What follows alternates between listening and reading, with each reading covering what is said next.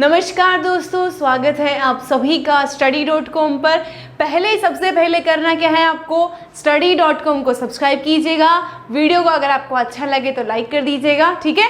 तो आज आइए, हमने अब पिछली क्लास में जो पटवार का सिलेबस हम लेके चल रहे थे, इस पटवार में पिछली क्लास में हमने पर्यावरण एवं पारिस्थितिकी जो आपका चैप्टर है, एनवायरमेंट एंड इकोलॉजी वाले चैप्टर में हमने कहाँ तक पढ़ लिया था कि पर्यावरण प्रदूषण कैसे होता है, कि पर्यावरण प्रदूषण किन किन कारणों से होता है, पर्यावरण में कौन कौन सी सतह पाई जाती है, कौन कौन सी लेयर्स पर्यावरण में प्रेजेंट होती है, ये सारी स्टडी हमने कर ली थी पिछली क्लास में।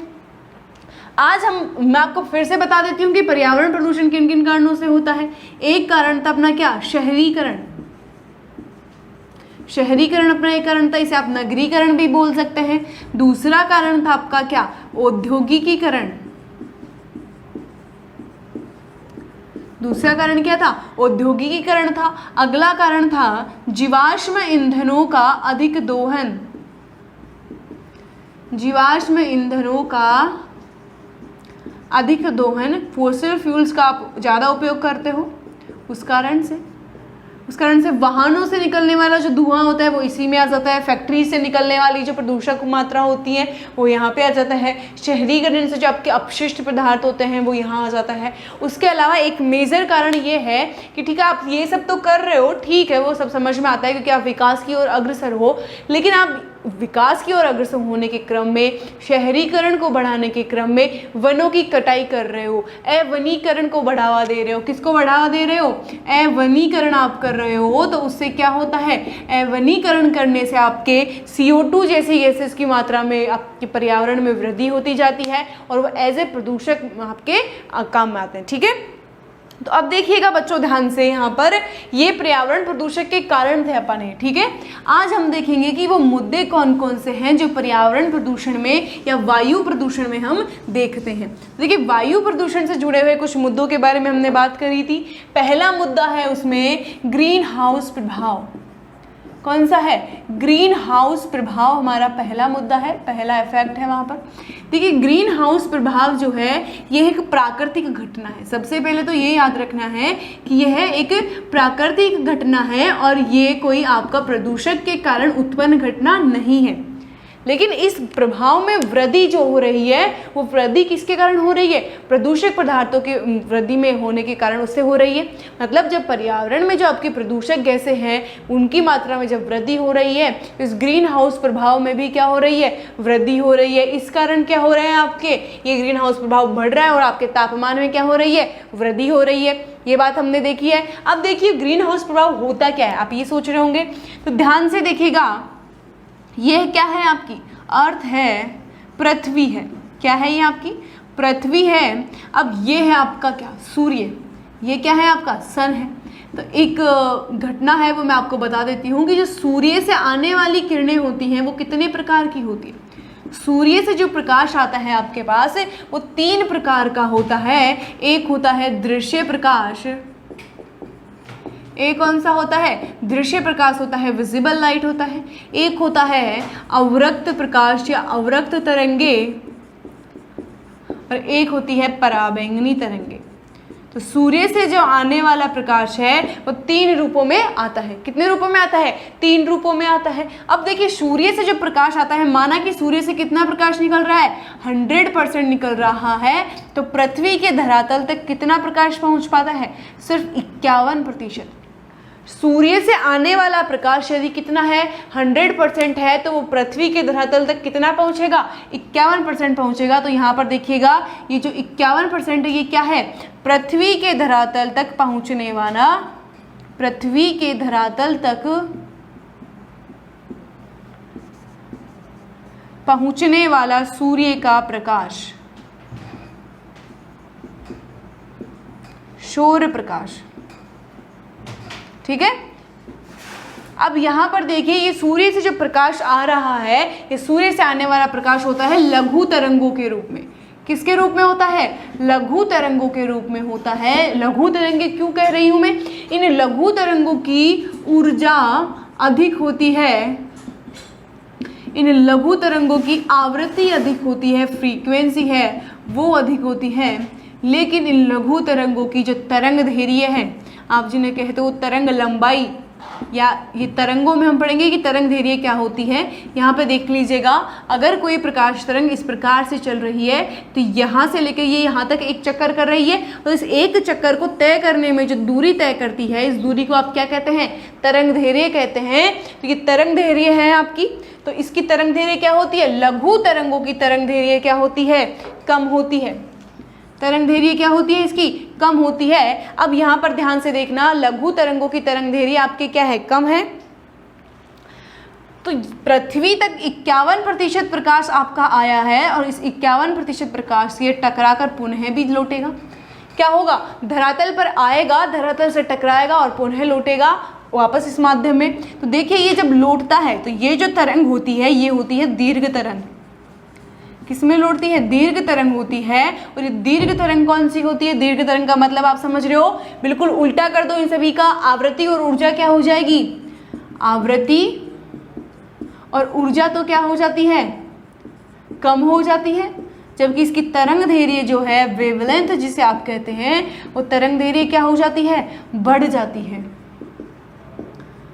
ठीक है, इनका दूसरा नाम है लघु तरंगों का सौर तरंगे। लघु सौर तरंगे भी आप इन्हें कहते हैं, क्योंकि कहाँ से आ रही है, सूर्य से आ रही है।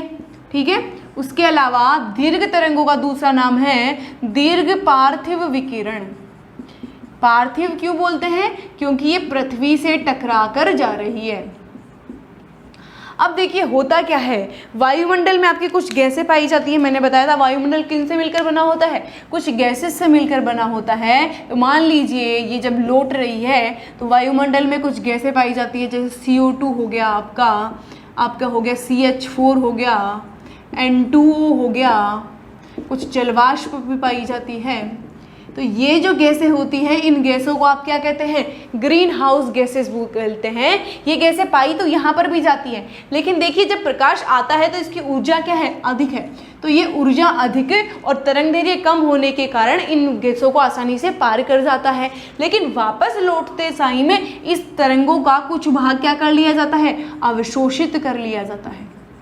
कुछ भाग क्या कर लिया जाता है, अवशोषित कर लिया जाता है। और ये जो अवशोषित भाग है, इस भाग को अवशोषित करने से जो आपका टेम्परेचर है, जो औसत तापमान है पृथ्वी का, वो बना रहता है।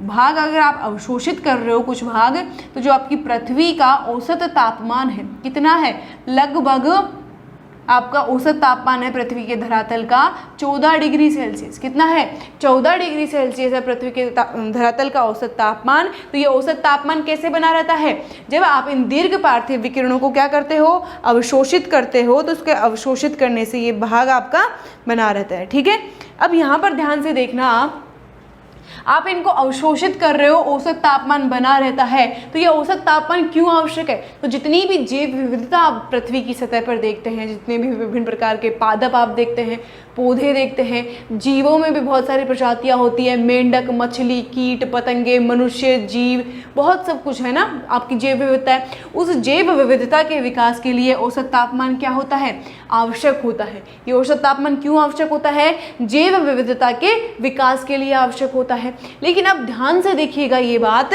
जब ये औसत तापमान बढ़ जाएगा, ये औसत तापमान बढ़ जाएगा, और बढ़ेगा कैसे, तो देखिए आपकी जो प्रदूषक गैसें हैं, क्या यही प्रदूषक गैसें हैं।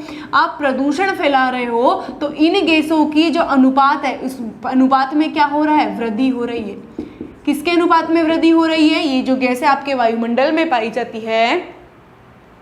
ये प्राकृतिक घटना है, ये तो आपको समझ में आया कि सूर्य से तरंगे आई, यहाँ से टकराई, पुनः गई वायुमंडल की ओर, वायुमंडल में उपस्थित गैसों ने इनको अवशोषित किया, औसत तापमान इनका विकसित किया पृथ्वी का। लेकिन कुछ प्रदूषक गैसों की उपस्थिति के कारण, मतलब प्रदूषक गैसों, ये CO2 है, नॉर्मल अगर एक परसेंटेज है, CO2 का परसेंटेज कितना पाया जाता है वायुमंडल में, 0.03% पाया जाता है। लेकिन जैसे ही 0.03% से ज़्यादा होती है CO2, तो होता क्या है, तो उस टाइम पर आपकी जो ये गैसें हैं, इनकी संख्या में वृद्धि हो जाती है, मात्रा बढ़ जाती है। तो ये जो दीर्घ पार्थिव विकिरणों का अवशोषण क्या करेगी, ज़्यादा करेगी। मात्रा बढ़ गई तो ये अवशोषण भी ज़्यादा करेगी, अवशोषण ज़्यादा करेगी तो क्या होगा, औसत तापमान जो आपका 14 डिग्री सेल्सियस था वो क्या हो जाएगा, बढ़ जाएगा। तो ये औसत तापमान में वृद्धि हो रही है, ये है ग्रीन हाउस प्रभाव का दुष्प्रभाव। क्या है ये, ग्रीन हाउस प्रभाव का दुष्प्रभाव है। और इसके कारण क्या होता है, ग्रीन हाउस प्रभाव के दुष्प्रभाव के कारण आपका जो पृथ्वी का औसत तापमान है, पृथ्वी का औसत तापमान जो है आपका, पृथ्वी का औसत तापमान, ये औसत तापमान क्या हो जाता है, बढ़ जाता है। इस औसत तापमान में वृद्धि हो जाती है। और पृथ्वी के इस औसत तापमान में वृद्धि जो ग्रीन हाउस प्रभाव के कारण होती है, उसे आप क्या कहते हैं, उसे आप कहते हैं ग्लोबल वार्मिंग। इसे आप किस नाम से संज्ञा देते हैं, ग्लोबल वार्मिंग कहते हैं। क्या कहते हैं, ग्लोबल वार्मिंग आप इसे कहते हैं। ठीक है, तो अब इसका स्क्रीनशॉट ले लीजिए आप। पहले ये मेथड समझ में आ जाना चाहिए, एक बार फिर से मैं रिवाइज कर देती हूँ। सूर्य से आपके क्या आता है, सौर प्रकाश आता है, इंसोलेशन आता है। ठीक है, अब देखिए इंसोलेशन जो आता है इसे आप क्या कहते हो, शोर तरंगे कहते हो। ये तरंगे लघु तरंगों के रूप में आती हैं। इन लघु तरंगों की आवृत्ति तो क्या होती है, आवृत्ति और ऊर्जा तो अधिक होती है, लेकिन इनकी तरंग दैर्घ्य क्या होती है, कम होती है। ये पृथ्वी के धरातल तक 51% तक ही आ पाती है। सूर्य से अगर 100% आपकी तरंगे आ रही है, प्रकाश आ रहा है, निकल रहा है, तो पृथ्वी के धरातल तक कितना पहुंचता है, 51%। अब आप यहाँ पर ये पॉइंट है कि ये 49% प्रकाश आपका कहाँ गया, यही सोच रहे हो। तो ये 49% भाग है, इसका कुछ भाग तो परावर्तित कर दिया जाता है, इसका कुछ भाग तो क्या कर दिया जाता है, परावर्तित। अब ये परावर्तन का काम कौन करता है, तो आपके बादल होते हैं, वो परावर्तन कर देते हैं। और कुछ भाग क्या होता है, अवशोषित कर लिया जाता है। तो देखिए परावर्तन का काम बादल करते हैं, आपकी जो चट्टानें पाई जाती है पृथ्वी पर वो करती है। इसके अलावा जो आपके ग्लेशियर होते हैं वो भी परावर्तन का काम करते हैं। तो ये सब क्या कर दिया, परावर्तन कर दिया। लेकिन बादलों द्वारा कुछ अवशोषण भी कर लिया जाता है। तो ये 49% भाग तो या तो अवशोषित हो जाता है या परावर्तित हो जाता है। लेकिन पृथ्वी के धरातल तक कितना % भाग पहुँचता है, सिर्फ और सिर्फ 51% भाग ही पहुँच पाता है। ठीक है, अब यहाँ पर समझिएगा, ये 51% भाग इसका आया यहाँ पर। और देखिएगा होता क्या है, इस 51% का ये भाग है पृथ्वी की सतह से टकराया, परावर्तित होता है, पुनः अंतरिक्ष की ओर जाता है। तो इसका कुछ भाग दीर्घ पार्थिव विकिरणों का कुछ भाग वायुमंडल में उपस्थित ग्रीन हाउस गैसों के द्वारा क्या कर लिया जाता है, अवशोषित कर लिया जाता है।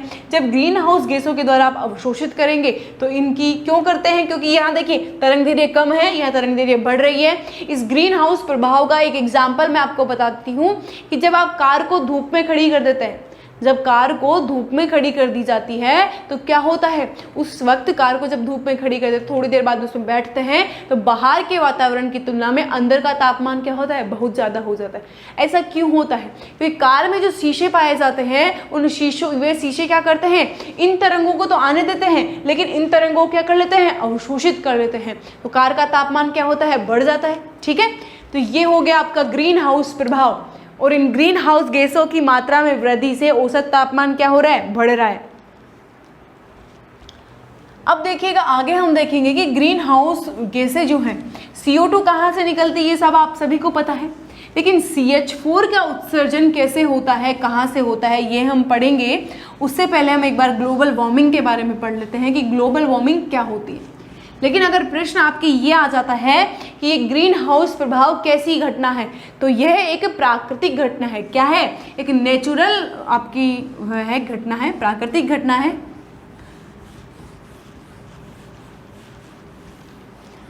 अब देखिए यहाँ पर कि ग्लोबल वार्मिंग क्या होती है, तो ध्यान से देखिएगा। जो ग्लोबल वार्मिंग होती है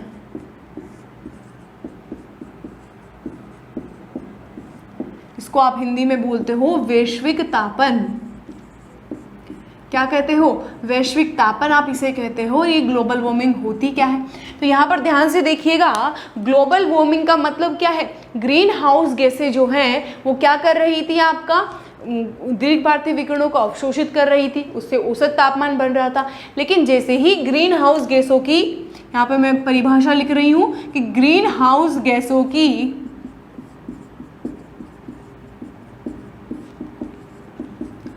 मात्रा में वृद्धि होने से ग्रीन हाउस गैसों की मात्रा में वृद्धि होने से वे दीर्घ पार्थिव विकिरणों का अवशोषण, दीर्घ पार्थिव विकिरणों का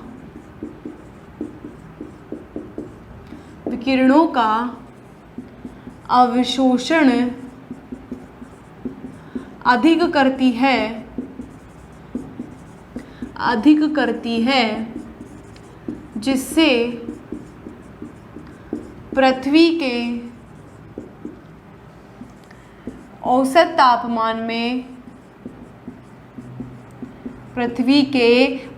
तापमान में वृद्धि हो जाती है। ठीक है, और ये घटना क्या कहलाएगी? ये घटना कहलाएगी आपके ग्लोबल वार्मिंग। क्या कहलाएगी? ग्लोबल वार्मिंग कहलाएगी आपकी ये घटना। ठीक है, इसका ले लीजिए आप स्क्रीनशॉट। ठीक है, अब देखिएगा ये ग्लोबल वार्मिंग की घटना है, ये क्यों हो रही है आप सभी को पता है, लेकिन यहाँ पर एक पॉइंट डाल लीजिएगा कि ग्रीन हाउस गैसें कौन कौन सी हैं अपनी। देखिए ग्रीन हाउस गैसें जो हैं उनका क्रम लिख रही हूँ कि कौन सी ज़्यादा ग्रीन हाउस प्रभाव उत्पन्न करती है। सबसे नंबर 1 पर है CO2, दूसरे नंबर पर है CH4, तीसरे नंबर पर है N2O, चौथे नंबर पर है आपके जलवाष्प। 4 गैसें दिखाई है मैंने आप सभी को और चारों का क्रम ये होता है। ठीक है, यहाँ पर देखिएगा CO2 कहाँ से उत्सर्जित होती है, आई थिंक आप सभी को पता है, क्योंकि कुछ भी जलता है, किसी भी ईंधन का जलता है कि अब वो आपका दहन होता है ईंधन का, कंबशन जब होता है फ्यूल का, तो उस टाइम पर क्या होता है, CO2 उत्सर्जित होती है। या फिर हम कहते हैं कि किसी भी वस्तु को जलने के लिए किसकी आवश्यकता होती है, ऑक्सीजन को, और उसके जलने से कौन सी गैस उत्सर्जित होती है, CO2 उत्सर्जित होती है। ठीक है, देखिए अब CH4 क्या होता है, मेथेन जो है, ये मेथेन इसी क्या कहते हैं, carbon dioxide, methane, nitrous oxide और जलवाष्प, वाटर ड्रॉपलेट्स इन्हें कहते हैं। अब हम देखेंगे कि CO2 कहाँ से उत्सर्जित होती है, हम सभी को पता है जीवाश्म ईंधनों के दहन से होती है। इसके अलावा आप जो भी कुछ भी जलाएंगे वहाँ से होती है, श्वसन क्रिया से ये होती है। ठीक है, यहाँ से CO2 उत्सर्जित हो रही है। अब हम देखेंगे कि CH4 का उत्सर्जन कहाँ कहाँ से होता है। इसका स्क्रीनशॉट हो गया आप सभी का। ठीक है, अगला पॉइंट हमारा क्या है कि CH4 के उत्सर्जन के कारण, CH4 का नाम है मेथेन,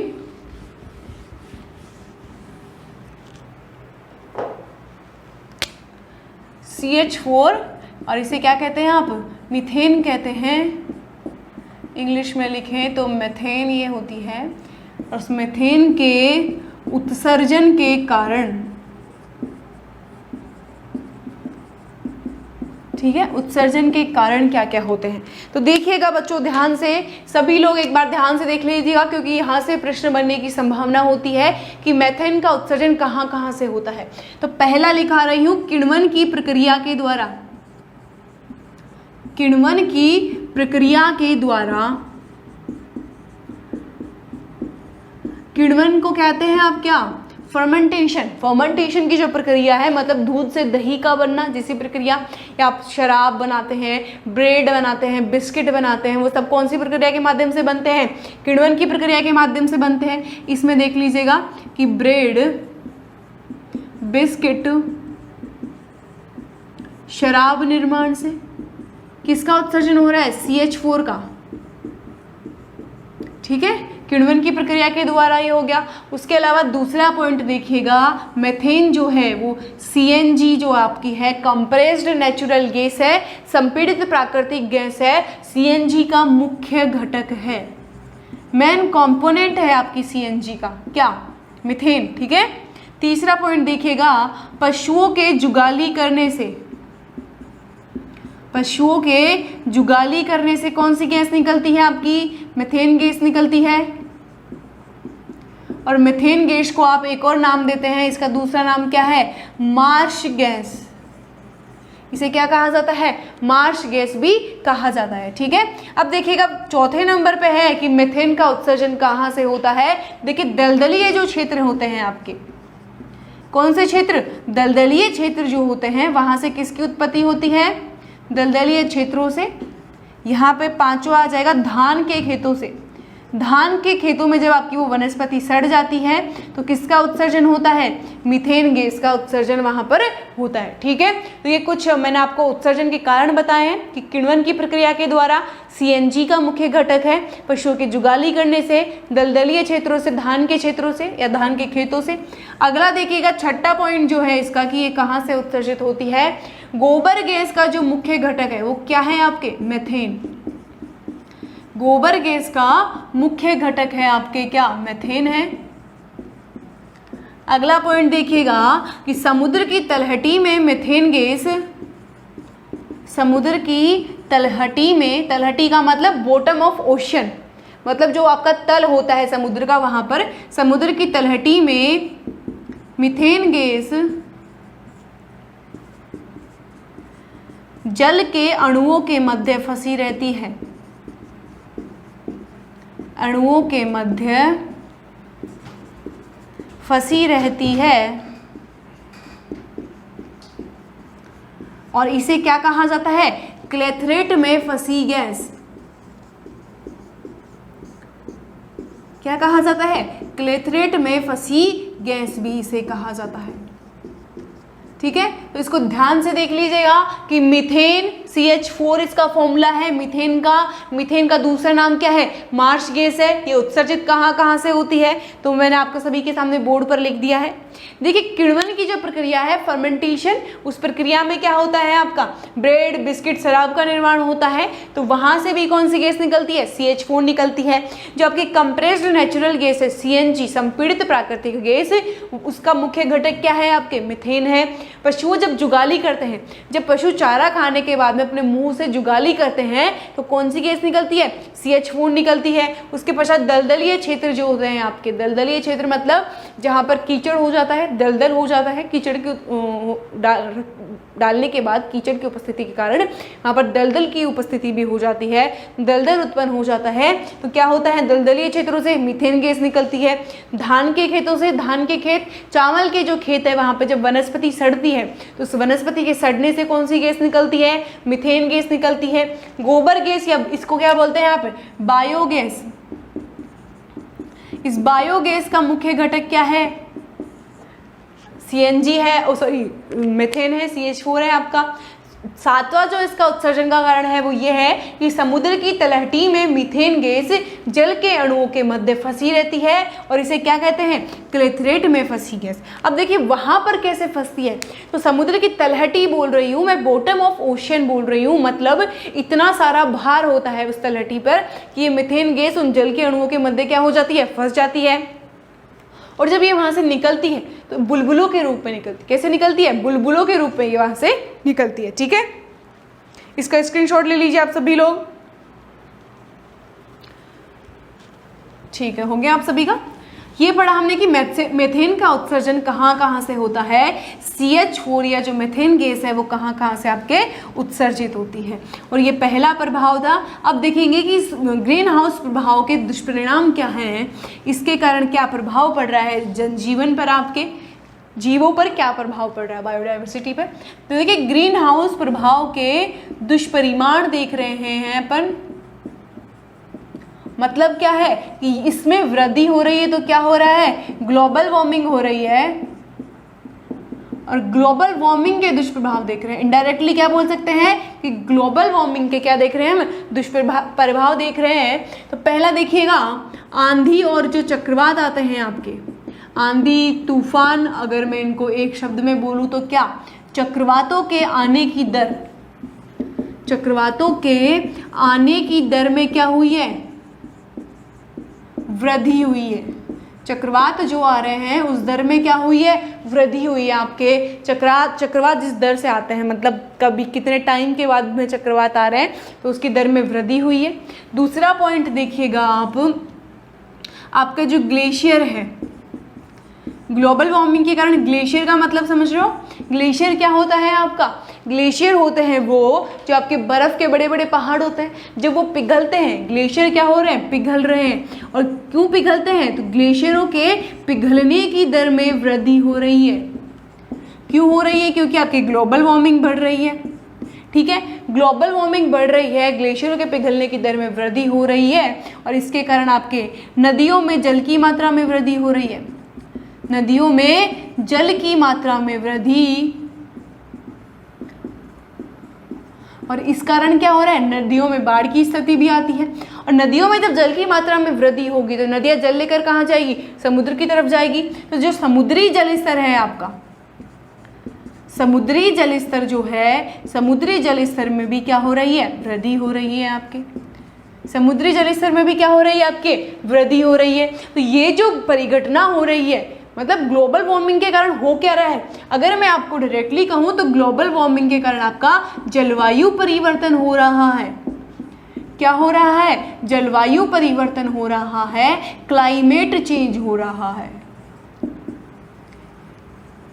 ठीक है, तो इस जलवायु परिवर्तन के दुष्परिणाम हम देख रहे हैं कि आंधी तूफान जो आते हैं आपके, उनके आने की दर में वृद्धि हो गई है, ग्लेशियरों के पिघलने की दर में वृद्धि हो रही है, इस कारण से नदियों में पानी की मात्रा में वृद्धि हो रही है, उनमें बाढ़ आने की संभावना बढ़ जाती है। उसके पश्चात जब ये होता है, समुद्री जलस्तर में वृद्धि हो रही है, समुद्री जलस्तर में वृद्धि होने से क्या होगा, जो तटवर्ती क्षेत्र हैं, जो आपके समुद्री तटवर्ती क्षेत्र हैं, उन समुद्री तटवर्ती क्षेत्रों के डूबने की आशंका है या जलमग्न होने की आशंका है। ठीक है, अगला पॉइंट देखिएगा, तीसरा पॉइंट यह है कि जो अनावृष्टि या अतिवृष्टि है आपकी, क्या बोलते हैं, या फिर इसको अनावृष्टि को आप क्या कर लीजिएगा, अतिवृष्टि करिएगा, कि अतिवृष्टि व बाढ़, ये बाढ़ है, अतिवृष्टि व बाढ़ या अकाल जैसी परिघटनाएं देखने को मिल रही है। क्यों हो रही है, संजय कि जलवायु परिवर्तन से होता क्या है, जहां पर बारिश होनी चाहिए थी वहां पर बारिश नहीं हो रही है, और जहां पर नहीं होनी चाहिए थी वहां पे हो रही है। फॉर एग्जाम्पल, जो आपका सऊदी अरेबिया वाला जो आपका क्षेत्र है, मरुस्थल है, वहां पर क्या हो रही है, बारिश हो रही है, जबकि वहां पर बारिश नॉर्मली नहीं होती है, जबकि जहां बारिश होनी चाहिए, होती है रेगुलर, वहां पर बारिश नहीं हो रही है। ऐसे क्यों हो रहा है, क्योंकि हमारा जलवायु क्या है, परिवर्तित हो रहा है। क्यों परिवर्तित हो रहा है, क्योंकि आपकी ग्रीन हाउस गैसेस की मात्रा में क्या हो रही है, वृद्धि हो रही है। ठीक है, तो यह है उसके कुछ दुष्परिणाम, यह है उसके कुछ दुष्परिणाम। ठीक है, अब देखिए आगे कि ग्रीन हाउस जो है, ग्रीन हाउस आपका प्रभाव है, उसमें वृद्धि हो रही है, उससे जलवायु परिवर्तन हो रहा है, आपका ग्लोबल वार्मिंग जैसी संभावनाएं है। तो देखिए एक संस्था है, उसका नाम क्या है, IPCC, इंटर गवर्नमेंटल